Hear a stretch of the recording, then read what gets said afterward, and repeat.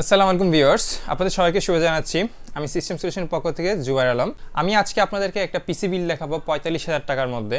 তো আমাদের আসলে ক্লায়েন্ট ডিমান্ড ছিল 45,000 টাকার মধ্যে আমাদেরকে একটা এমন পিসি ম্যানেজ করে দিতে হবে যেটা অবশ্যই স্টেবল হবে, অবশ্যই স্টেবল, রিলায়েবল এবং লং টার্মে যাতে কোনো প্রবলেম না হয়। আবার বাজেটটাও ওনারা বাড়াবে না, আবার এখানে রেপুটেড কিছু ব্র্যান্ডগুলো আমাদেরকে ইউজ করতে হবে। সো এখানে আমাদের একটা খুব টাফ চ্যালেঞ্জ ছিল যে আমরা আসলে এই 45,000 টাকার রেঞ্জের মধ্যে আপনার একটা ভালো পিসি বিল্ড আপ দিতে হবে, এবং সেটা আমাকে অবশ্যই একটা মনিটর এবং একটা ইউপিএস সহকারে। তো সো এটা খুবই একটা টাফেস্ট ছিল। তো আমরা আসলে এই 45,000 টাকার মধ্যে কিছু প্রোডাক্ট সিলেক্ট করছি যেগুলো আসলে আমরা আজকের এই বিল্ডে ইউজ করব। তো যেহেতু 45,000 টাকার বাজেট এবং রিলেভেল একটা পিসি লাগবে, তো আমরা আসলে ইনিশিয়ালি চুজ করছি ইন্টেলের প্রসেসর। এটা হচ্ছে একটা 10 জেন প্রসেসর, কোর i3। এটা বেসিক্যালি চুজ করার একটা বড় কারণ হচ্ছে স্টেবিলিটি, কারণ যেহেতু এটা কর্পোরেট লেভেলে ব্যবহার করা হবে, তো এই জন্য আমরা আসলে কোর i3 10 জেনারেশন ইউজ করছি। যেহেতু একটা বাজেট একটা ফ্যাক্ট আছে, আমরা এখানে 12 বা 11 জেনারেশন ইউজ না করে 10 জেনারেশন করতেছি। আচ্ছা, তো এটার সাথে আমরা আজকে মাদারবোর্ড হিসাবে নিচ্ছি গিগাবাইটের একটা মাদারবোর্ড। এটা হচ্ছে H410MK, এটা গিগাবাইটের মাদারবোর্ড। এটা ইন্টেলের, অবশ্যই এটা 10 জেনারেশনের জন্য, যেহেতু আমাদের প্রসেসর হচ্ছে 10 জেনারেশন, সো এটার সাথে আসলে আমাদের মাদারবোর্ডটাও 10 জেনারেশনের। তো এটা হচ্ছে H410MK। এগুলো খুবই ভালো, মানে যেহেতু গিগাবাইটের প্রোডাক্টগুলো কিন্তু লং টার্মের ক্ষেত্রে এবং স্টেবল পারফরমেন্সের ক্ষেত্রে খুবই ভালো দেয়। মাদারবোর্ডটা আপনারা এখানে ডিসপ্লে পোর্ট হিসাবে কিন্তু শুধুমাত্র একটা পোর্ট পাবেন, সেটা হচ্ছে HDMI পোর্ট। আর এখানে আপনারা এই মাদারবোর্ডটা হচ্ছে DDR4 র্যাম সাপোর্টেড, এবং এখানে আপনারা দুইটা পাচ্ছেন চ্যানেল, অর্থাৎ আপনি এখানে দুইটা র্যাম ইউজ করতে পারবেন, 16GB করে। তো সো এটা আমরা তাহলে আজকে এই বিল্ডের সাথে এটা চুজ করলাম। তো এখন যেহেতু বাজেট কম, আমাদেরকে এখন কি করা যেতে পারে, এখন আমাকে এখানে একটা লাগবে র্যাম।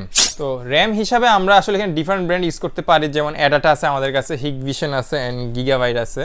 তো যেহেতু বাজেট সংকটের একটা ব্যাপার স্যাপার আছে, সো আমরা এখানে একটু স্টেবল হিসেবে আমরা হিগভিশনটা ব্যবহার করব। আর এসএসডির ক্ষেত্রে আমাদের কাছে এই মুহূর্তে অ্যাভেলেবেল আছে হিগভিশন, দেন অ্যাডাটা, দেন অ্যাপসার তো অবশ্যই আছে, এবং এখানে আরেকটা ব্র্যান্ড আছে PNY, কিন্তু এটা এখন খুব একটা অ্যাভেলেবেল না। তো আমরা আজকে ব্যবহার করব অ্যাডাটার এই বিল্ডারের জন্য, অ্যাডাটার এই 256GB যেই এসএসডিটা, এটা আমরা আজকে ব্যবহার করব। তো আমরা এখানে তাইলে অ্যাডাটা চুজ রাখলাম। আর র্যাম হিসাবে আমরা এখানে ইউজ করতেছি হিগভিশনের। আমাদের এখন মেইন চ্যালেঞ্জের মধ্যে আছে, আমাদেরকে একটা দিতে হবে একটা ইউপিএস। তো আমরা ইউপিএস হিসাবে এখানে চুজ করতেছি পাওয়ার প্যাক, এই ইউপিএসটি। যেহেতু ক্লায়েন্ট এটা কর্পোরেট লেভেলে ব্যবহার করবে, সো ওনাদের তো অবশ্যই ব্যাকআপের একটা ব্যাপার স্যাপার থাকে, তো আমরা এটা ব্যবহার করতেছি ইউপিএস হিসাবে। আর এমনিতে আমরা একটা মনিটর দিচ্ছি ওনাদেরকে, সেটা হচ্ছে হিগভিশনের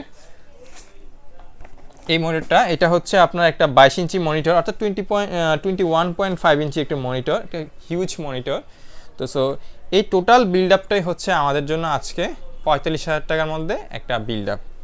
তো সো আশা করি আমার ক্লায়েন্ট অবশ্যই খুশি হবে, কারণ আমরা আসলে এই 45,000 টাকার মধ্যে যে আমরা একটা বিল্ড দিতে পারতেছি সেটা এখানে বড় ফ্যাক্ট ছিল, কারণ আমাদের চ্যালেঞ্জ ছিল স্টেবিলিটি, দেন প্রাইসটা ওনারা বাড়াতে পারতেছে না, আবার যেহেতু এটা কর্পোরেট লেভেলে ব্যবহার করবে, সো একটু ভালো রিনোন ব্র্যান্ডগুলো আমাদেরকে দেওয়া। সো এই হিসাবে আমাদের আজকে প্যাকেজটা আমরা আজকে রেডি করবো। আমার মধ্যে একটা বিল্ড সেট আপ করতে যাচ্ছি, তো আমাদের তো অবশ্যই একটা কেসিং লাগবে। তো আমাদের আজকে আমরা ইউজ করতেছি পয়েন্টেকের একটি কেসিং। তো কেসিংটা একটু দেখাই আপনাদেরকে, ছোট কেসিং, যেহেতু বাজেটও কম্প্যাক্ট, সো কেসিংও কম্প্যাক্ট, বাট ভালো, মানে ডিউরেবল আছে, এবং ফ্রন্টের ডিজাইনটাও বেশ ভালো, কারণ এগুলো কর্পোরেট লেভেলে ব্যবহার করলে ওরা খুব চাঙ্কি পাঙ্কি এগুলো আসলে ওরা পছন্দ করে না। সো একটু মানে কী বলবো, ভদ্র কেসিং বলা যায় আর কি এটা। তো ভিউয়ার্স, যেহেতু আমরা এখন এটা অ্যাসেম্বল করব, তো আমরা আগে এটা আনপ্যাক করে নিই। আগে আমি এই ডিভাইসগুলো, অর্থাৎ যে আমাদের কাছে প্রসেসর এবং মাদারবোর্ডগুলো আছে, এগুলো একটু আমরা আনপ্যাক করে দেখি যে প্রোডাক্টগুলো কেমন। আজকে রবিউল ভাই আমাদের এই সেটআপটা রেডি করবে আসলে এক্স্যাক্টলি। তো চলুন আমরা এগুলো আগে আনপ্যাক করে দেখি। প্রথমে মাদারবোর্ডটা আমরা ওপেন করতেছি। তো প্যাকেটটা খুললে আপনারা প্রথমে পাবেন একটা ব্র্যাকেট, যেটা পিছনে ইউজ করা হয়, একটা হচ্ছে সাটা কেবল, আর এই হচ্ছে মাদারবোর্ডটা গিগাবাইটের। সো গিগাবাইটের মাদারবোর্ড মানেই হচ্ছে খুবই হাই কোয়ালিটির একটা মাদারবোর্ড। সো এখানে আপনারা দুইটা পাচ্ছেন র্যামের স্লট, এগুলো হচ্ছে DDR4, আর এখানে আপনারা বিল্ট ইন তো AGP অবশ্যই থাকতেছে, আর এখানে একটা HDMI কেবল থাকতেছে যেটাতে আপনারা মনিটর কানেক্ট করবেন, এই আর কি। তো এখন চলেন আমরা প্রসেসরটা খুলি।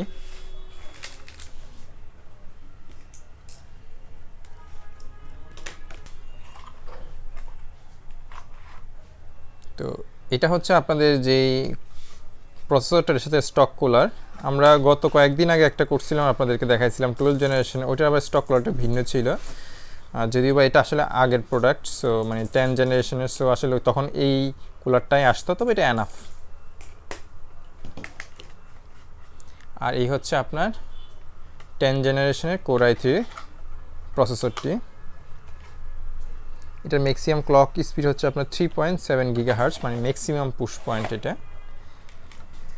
তো আর আমরা এখানে র্যাম হিসাবে ব্যবহার করতেছিলাম হিগভিশনের, তো এই হলো হিগভিশনের র্যামটা।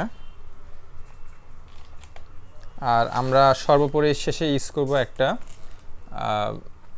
SSD, যেটা 256। সো এটা ইউজ করার মেইন কারণ হচ্ছে এখন তো আসলে ম্যাক্সিমাম অপারেটিং সিস্টেমই হচ্ছে উইন্ডোজ 10 এবং 11, তো ওগুলো আসলে SSD-তে খুব একটা পারফরমেন্স দেয় না। সো এটা আমাদের আজকের প্রোডাক্ট। সো এখন আমরা কেসিংটা আসলে নিয়ে আসছি, তো এখন কেসিংটা আমরা ভিতরে করব, সেটআপটা কমপ্লিট করব। তো স্পেসটা একটু ছোটো, যেহেতু কেসিংটা একটু ছোটো, তো সো একটু সামান্য ছোটো তো হবেই, তো এটা আসলে অ্যাডজাস্টেবল।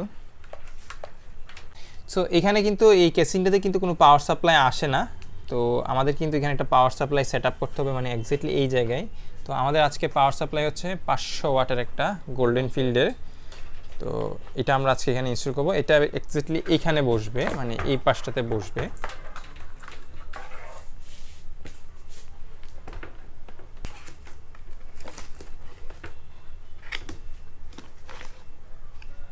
এখানে পাচ্ছেন একটা কেবল, যেটা আপনি পাওয়ার কানেকশনের জন্য। আর যেহেতু গোল্ডেন ফিল্ডের, সো ভালোই কোয়ালিটি, একেবারে খারাপ বলবো না আমি, এটা ভালোই, এগুলো ভালো কোয়ালিটি। বিশেষ করে স্পেশালি এটা যে তারের যে পোর্শনটা, একটা আলাদা পোর্শন দেওয়া আছে, সো ভালো। তো ভাইয়া এটা একটু সেট আপ করে ফেলো।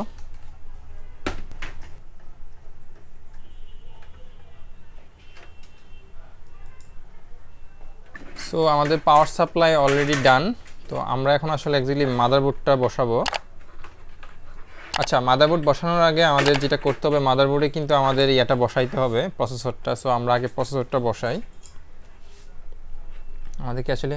তবে হ্যাঁ, প্রসেসর বসানোর সময় একটা জিনিস মাথায় রাখবেন, অবশ্যই খুব সাবধানে বসাবেন, কারণ অনেক সময় অনেকে আছে প্রসেসর বসানোর সময় পিন ভেঙে ফেলে, তো এটা একটু কেয়ারফুলি যদি আপনারা নিজেরা পার্সোনালি করেন আর কি।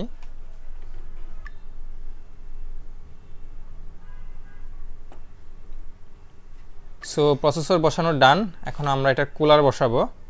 তো কুলার বসানোর সময় অবশ্যই মাথায় রাখবেন, পেস্ট যদি শর্ট থাকে সেখানে পেস্টটা আপনারা এক্সট্রা ইউজ করতে পারেন, বাট থার্মাল পেস্টটা অবশ্যই ব্যবহার করবেন, কারণ উইথাউট থার্মাল পেস্ট ছাড়া যদি আপনি করেন অনেক সময় প্রসেসর অনেক ক্ষতিগ্রস্ত হয়ে থাকে।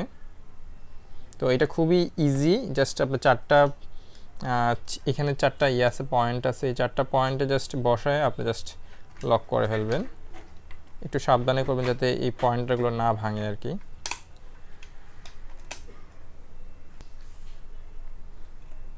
সো বসে গেল আমাদের কুলারও, আমরা এটা কানেক্টর দিয়ে কানেক্ট করে দিচ্ছি।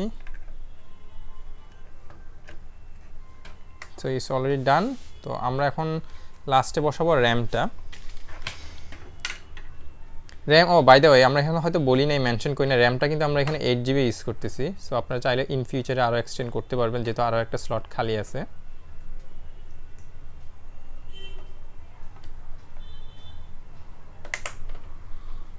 সো এখানে মোটামুটি ডান। এখন আমাদের প্রথম চ্যালেঞ্জ হচ্ছে আমরা এটা এখানে বসাবো, মানে কেসিংয়ের ভিতরে আমরা এটা বসাবো আস্তে আস্তে।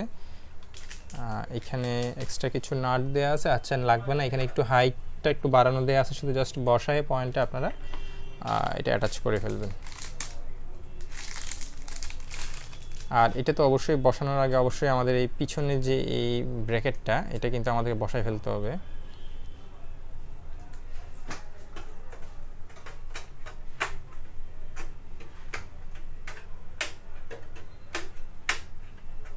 ওকে ডান। সো এখন এটা মাদারবোর্ডটাকে এখানে বসানো হবে। তো সো আমাদের এখন মাদারবোর্ডটাও কিন্তু বসে গেছে। আমরা এখন আসলে এক্স্যাক্টলি বসাবো এটা এসএসডিটা আর পাওয়ারগুলো কানেকশন করব। আগে আমরা এসএসডিটা বসাই নিচ্ছি। তো এটা হলো এসএসডিটা, আমরা এখন এটা বসাচ্ছি এসএসডিটা। তো এটা আসলে কেসিং যেহেতু একটু ছোটো, আমাদেরকে বসাইতে হবে নিচের দিকে করে। এখানে বসানোর পরে আমাদেরকে এটা কানেক্ট করতে হবে। সো এখন আমাদের এসএসডি বসে গেছে। তো আমরা এখন একটু কানেকশনগুলো দিই। এটার পোর্টগুলো কিন্তু যে আমাদের যে এসএসডি জিপ সাটা পোর্টগুলো, এগুলো কিন্তু maximum 6 GB per second support করে। সো বেশ ভালো স্পিডের।